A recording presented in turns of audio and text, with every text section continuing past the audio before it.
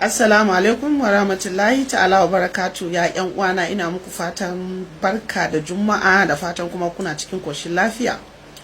Yau video na dai ya tashi yayi tattaki tas ya tafi gurin yata safara'u na kwana 90. Anan na santa, anan na fara ganinta. Yanzu na ji ta ce ta dawo safa ina ganin videos naki, gaskiya bana jin daɗi. Bana da ta inda kuma zan miki magana in same ki sai ta nan ɗin. A nan ɗin ma ba wai zan miki magana ba ne, ina cikiyar ki ne. In akwai wanda ya san numban safa, in akwai wanda ya san numban ta, don Allah don annabi ina roƙon shi ya je ta comment section ina ya ce min yana da numban ta, ni zan yi following naka sai ka tura min ta DM. Ina so in yi magana da safa.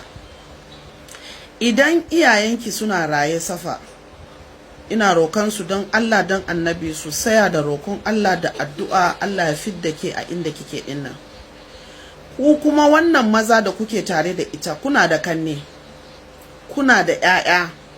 Ina so ku ɗauko kannenku, kowannenku ya kawo kanwan shi ya haɗa da ita, ku ke yin wannan abun da kuke yi tare da ita.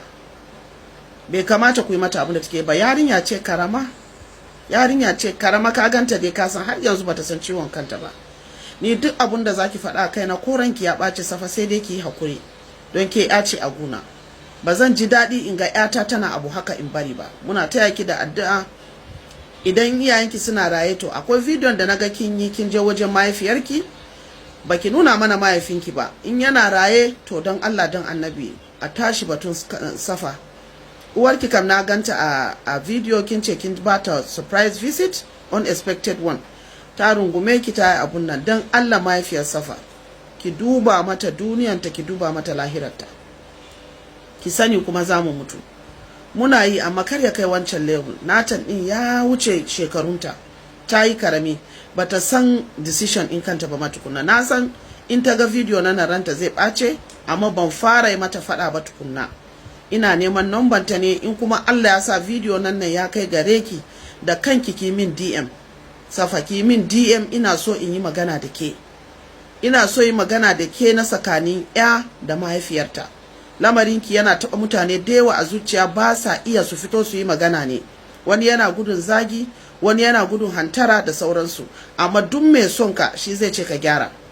Ni ke ya ce a guna. Ba zan so haka yana faruwa da yata in bari ba. Gaskiya. So don Allah duk wanda yake da numban safa, ya bani numban ta. Ina so in yi magana da ita, ba a nan ba. Ya zama dole ne yin video na saboda ina neman ta. Ban san ta inda zan yi contacting ɗinta ba. Mu huta lafiya.